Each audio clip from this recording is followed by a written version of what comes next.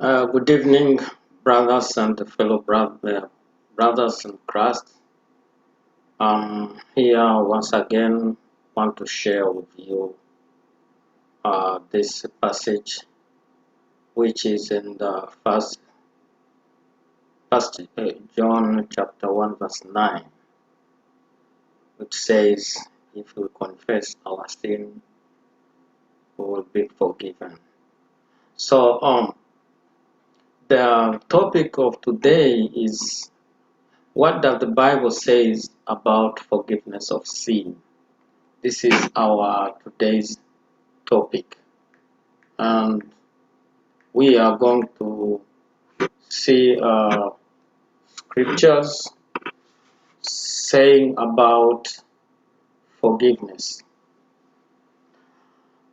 If the Bible says, if we confess our sins, He is faithful and just to forgive our sins and to cleanse us from all unrighteousness.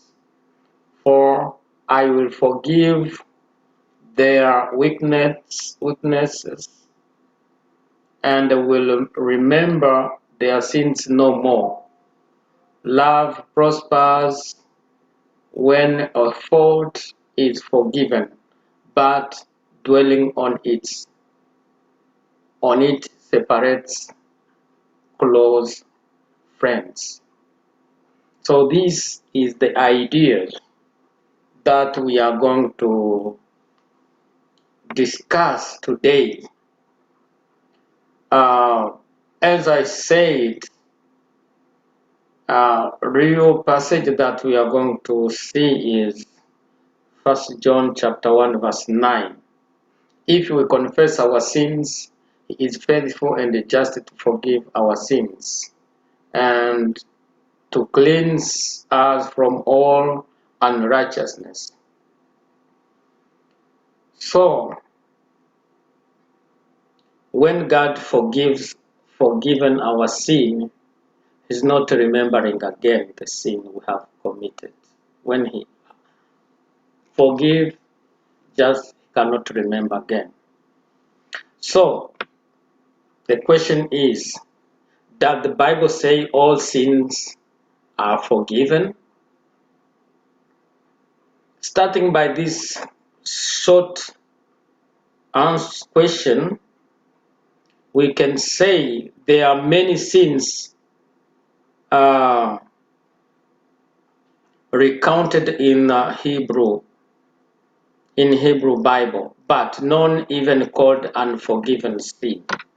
If we can consider Matthew chapter 12 verse 31 to 32, we can read, "Therefore I say to you, any sin and blasphemy shall be forgiven men, but blasphemy against the Spirit shall not be forgiven."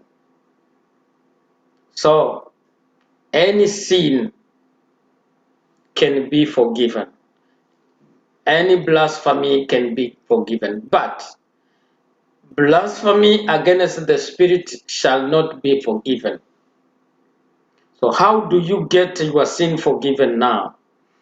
If we say that any blasphemy of the Spirit is just resisting the Spirit, or the Spirit is calling for confess, is asking us, showing us the need of salvation. But if you cannot receive the Lord Jesus, you persist, you don't want to receive the Lord Jesus Christ, how can you be forgiven? Because for people to get forgiven their sin, you must be born again first. You must be a Christian, and all that what you can do will be forgiven. The first forgiveness of the sin is the day when you receive the Lord Jesus Christ as your personal Savior. He forgives all the sin you have sinned before. But you can do anything. But if you you resist, if you don't want to receive the Lord Jesus Christ, there is no other way to be forgiven. Resisting, this is the resisting the Spirit, refusing to recognize Jesus Christ as your personal Savior. This is the resisting of the call of the Spirit for salvation. So any other things you can do or you have done can be forgiven. Any blasphemy you can be done, it's okay. You can get, if you confess, you came for repentance, you can be forgiven. But resisting the call, there is no other way. So, how do you get sin forgiven now? Asking God to forgive your sin is an important process. It is important that you admit what you did wrong and truly feel sorry that you did this. You must come to God and pray using um, scriptures and ask Him to forgive you. You must believe that He has done. He can forgive you. He can have forgiven your sin, because it is specified in the scriptures. When you come, nobody can come to Jesus and send away. If you come to Jesus for salvation, He will receive you. He will forgive your sin. He will cleanse you. And so these things. But if you contest, you refuse, so there is no way. So, what are the greatest sin in the Bible? So, that we have a list of sins, and is there any sin which is very greater than other sins? So, we are going to check in the Bible. According to the standard lists, they are proud, greed, wrath, envy, lust, gluttony, sloth, which are contrary to the 7 heavenly virtues. These sins are often thought to be abuses or excuses or natural faculties or passion.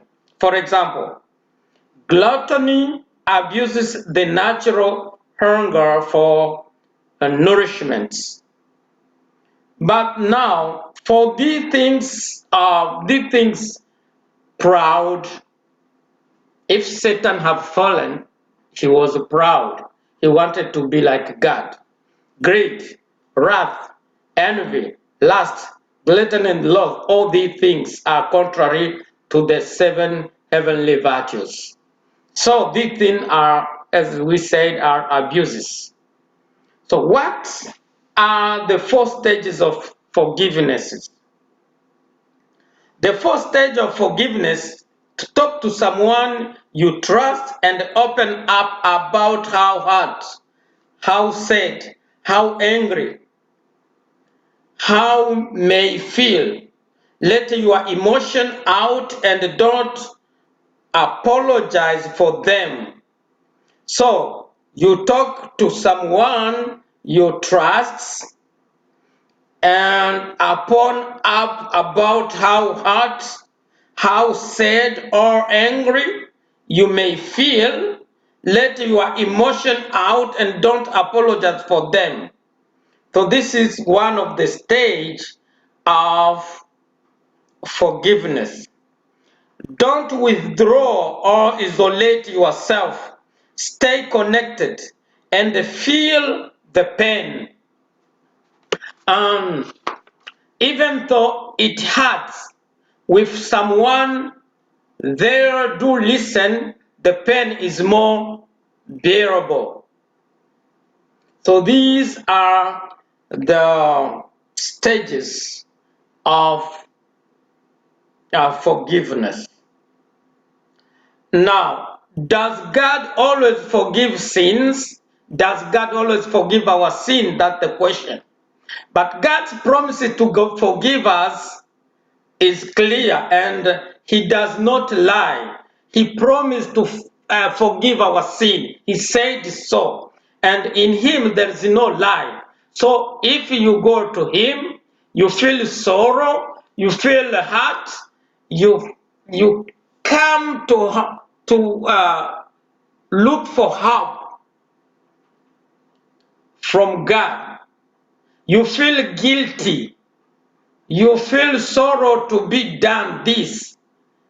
With a humble heart, God will forgive your sin.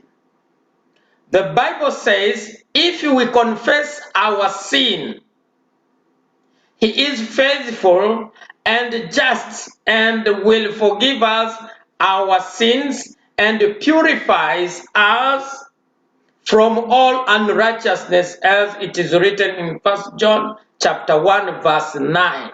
Just confess your sin. When you are coming to Him, confess your sins. He is faithful. He's not like you, like me. He's faithful and He's just, and He will forgive our sins, and He will purify us. He will also, from all the unrighteousness, will clean our iniquities. So, what sins prevent you from going to it is any sin? Which kind of sins that can prevent you from going to heaven? Comparing, looking at the message like Galatians chapter 5 verse 21, unveiling, murder, drunkenness, revealing, and such like, all which I have told you before, as I have also told you in the past, that they which do such things will not inherit the kingdom of God.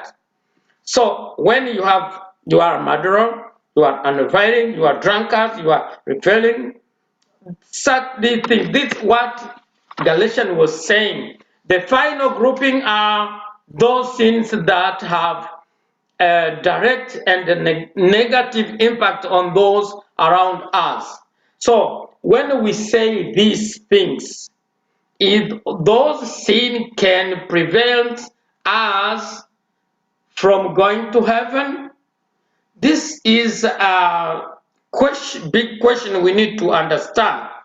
But as we know from the Bible, when we come to Jesus for salvation, because we were born sinner, we came on this world sinners, and all these things happen, or other things that surround us, we are just playing in sin, we are living in sin.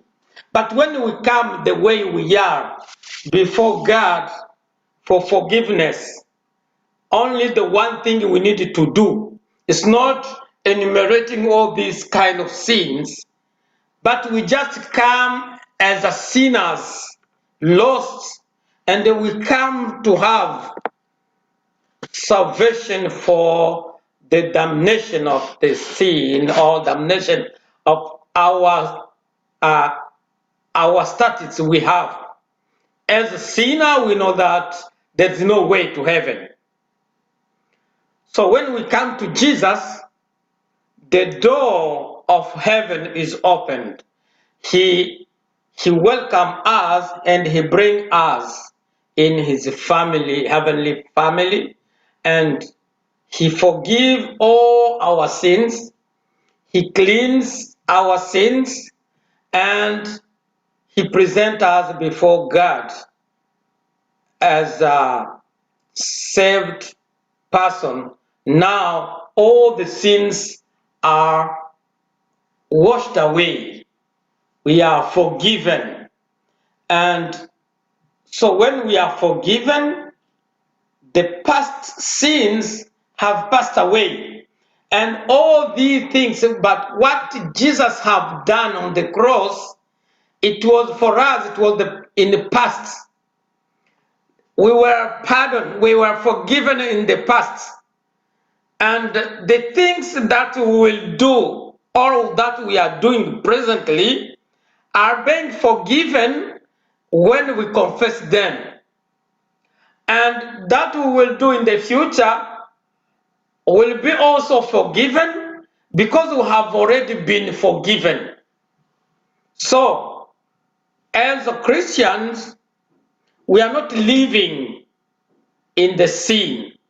We can sin, we can fall in sin, but we cannot live in sin. We cannot practice sins because we are just taken from this sinning uh, sinning process, but we are just new creature. All things have passed away. Now we are new. And what can come in us can be washed away if we confess our sin. He just continue cleaning us every day, every day, every day. So because we have been forgiven already. So we get forgiveness of our sin the day we confess our Lord Jesus Christ to be our Savior. That day we were forgiven all the sins. Past sins when we were sinners, present sin, and the future sins. Because there is nothing which can bring us to eternal punishment again, because we were declared righteous. We are holy. So there is no sins in us. So, but because we are still in the body, we can be tempted to sin, but we will not stay in that way. We will not stay in sin. This sin will be washed away because we need to be confessing, we showing that we are not able, we can fall, we can do something wrong as long as we are living in this world. As long as we are still in the body and we are living with other unsaved people, we can fall in sin. So, can is all sin equal? That's the question. All the sins are equal. Scriptures clearly indicate that God does view sin differently, and that He prescribed a different punishment for sin depending upon its severity, which God does see sin differently. We know have Jesus there for us of our sin. So God see the sin in differently, but through Jesus Christ we have been washed away. The sins have been washed away. So we will not appear before God for judgment. No, because we have passed from death to life. The condemnation that was upon us was already washed, were already taken. We are free from condemnation, will not be condemned again, because the condemnation was upon Jesus, fallen upon Jesus Christ when he was on the cross. So he cannot condemn Jesus for our sin and come again ask for condemnation for our sin. There's no way. It's already passed for us. So now there is things like apostasy. So the apostasy can be forgiven. If we can check Hebrews 6, 4 to 6, 10:26 to 31, we have something very, very complicated to understand for some people. Because it says, if we can fall in sin after being known the reality, being known the truth, have been lightened, how can we again be again forgiven? We have already known something. Let's take an example. We have already received the Lord Jesus Christ as our personal Savior. Is it possible to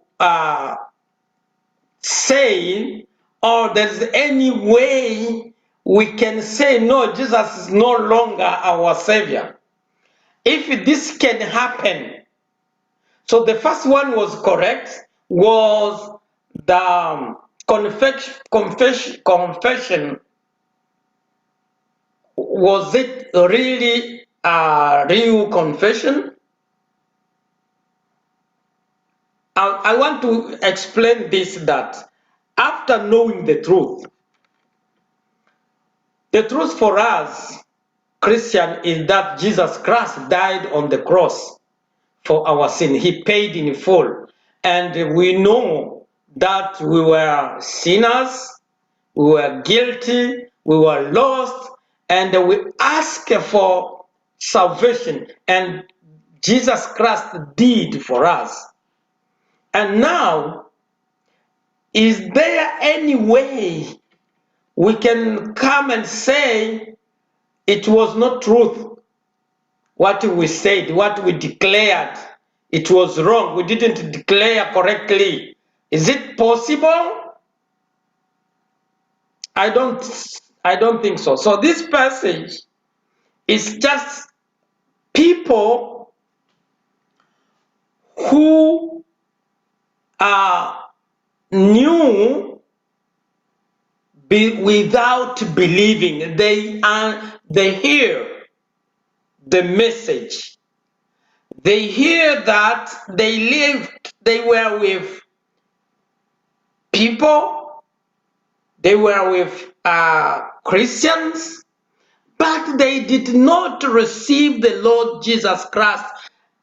The deep confession, the deep faith, they didn't plus the confession, they didn't accept the Lord Jesus as their personal Savior. But they knew that He is like that. But after seeing all this, what Jesus have done, after seeing the miracle what Jesus has done, and yet they didn't accept, they didn't believe in Him. So there's no way, there's no other way we can do for them to get saved. Because what they should do, they have seen, they have lived with those people, and they have heard that the only way to heaven is Jesus. But they didn't accept the Lord Jesus who can save them. So these people, there's no other sacrifice that can be offered for them in order to save them. There is no other, because Jesus have already paid sacrifice for the sin. But even though the sacrifice which was given by Jesus Christ on the cross, they didn't accept that this could be applied for them. So they were the so-called Christians, but they were not Christian. They were living with Christian, but they were not saved. They are unbelievers that were joining the church, but they were not saved as such. This is why their sins were not forgiven. They were pagan, they were unbelievers. you remember, we remember that when the Christian gathered together, Satan, the spirit of Satan, is transforming like the spirit of light. And he sends people in church, and you can see they can sing like Christians. They can read the Bible among other Christians. They just make themselves, they want to fit in the Christian life, but in them, it was the example of Judas Iscariot. He was among the 12, because Jesus said, I have chosen you 12, but one of you is not among you. He's Satan. So he was a Satan among them, the unbeliever among the disciples. When other disciples were saying, oh Lord Jesus, he was not saying, there is no way he said Lord Jesus. He was saying, oh Lord, the Rabbi and whatever. So it's possible to see somebody among Christians, but he's not professing Christ in him. He's just there. He enjoys life, Christian life, but he's not a Christian. Just he's making himself, he's just trying to fit himself with other people, but you will see always his reactions seem always people are asking question, is this man one of us? The question he's always asking is just resisting what that the other people agreed, but he want to make a contrast, want to discuss, want to always making some problems, creating problems in the community, because he doesn't have Christ in him. The love of Christ is not manifested in him. So these passages were not people, those people were not saved yet. And it says it is also an hypothetical case. If you remember, if after doing this, there's something which has not yet happened. But if it can come that this happens, how this should be. Oh, this cannot happen for the Christian.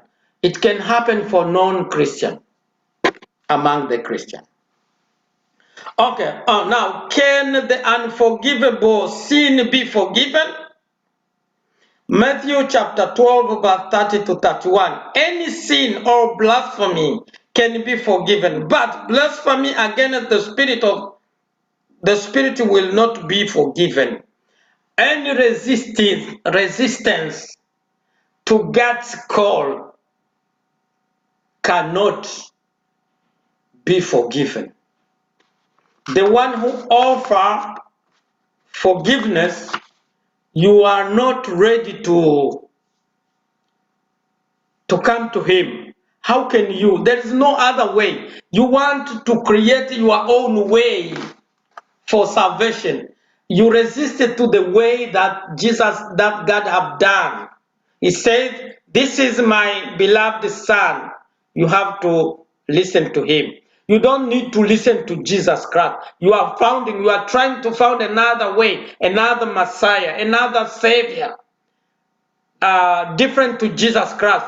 There is no way to heaven. Your way is already closed. You cannot go to heaven because he says he's the only way, he's the way and the truth.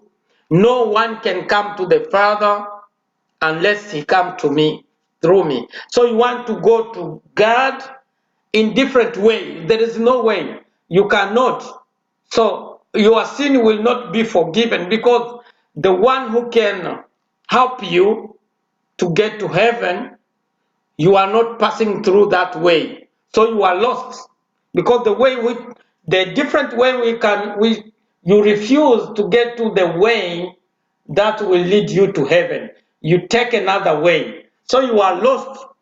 For example, when I want to go out, I use the door to go out, to get out. But instead of passing through the door, I'm trying to, I don't know, to jump anywhere else. So I will not get there safely. But it's just open the way and get. You want to get to the car, you open the door, you get in the car, you close the car and you go. But you don't want to pass through the door. Where are you going to pass? So things like that. Simple. So the unforgivable sin is the resistance to God, to Jesus Christ's way of salvation. That is the unforgiven sin. That is the blasphemy of the Spirit. The Spirit have made clear the way to heaven, so you resist. That is nothing can be done for that. What do you feel when you forgive someone? Forgiveness can even lead to feeling at understanding, empathy, and compassion for the one who hurt you. Forgiveness doesn't mean forgetting or excusing the harm and done to you or making up last the person who caused the harm. Forgiveness brings a kind of peace that help you to go on with life. So when you forgive someone, you have peace with him. So it gives you a courage, it gives you the joy to continue rejoicing, not considering what have been done for you. You just forgive and you are not in peace. So we need to forgive. And we know that people harms us sometimes, but as a Christian, we need to forgive them because they did what they were not supposed to do. And you know that they were ignorant. If they knew that this is not the truth, they, they should avoid to do wrong. And they should try their best to do good every time. So we need to be forgivable person. We need to forgive our enemies.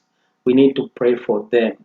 We need to encourage them, to show them what they need to do in order to get to live in peace with other people. So this is what I had for today. Thank you for listening to this. May God bless you.